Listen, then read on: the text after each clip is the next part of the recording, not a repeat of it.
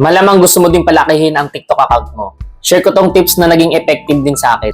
Una, kilalanin mo yung sarili mo. Alamin mo kung ano yung gusto mo. Ganon din yung ginawa ko. Hinanap ko kung ano yung gusto kong gawin. Kilalanin mo ang sarili mo kung saan ka ba passionate.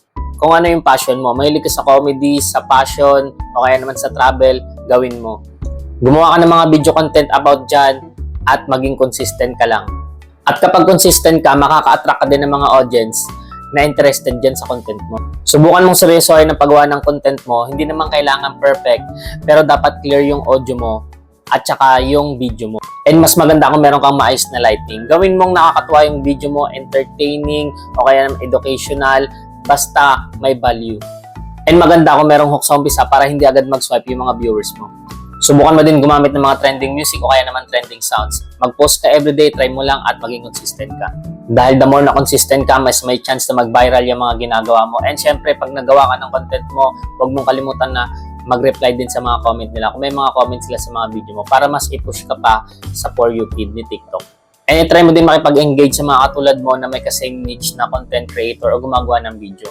Mag-iwan ka din ng mga comment dun sa mga video nila at try mong mag-build ng community dahan-dahan. Tandaan palagi, it takes time and effort. So maging patient ka lang sa pagpapalaki ng account mo. And syempre naman, kung nagustuhan nyo itong video nito, huwag nyo kalimutan i-share at mag-comment na din kayo dyan sa comment section, guys, no?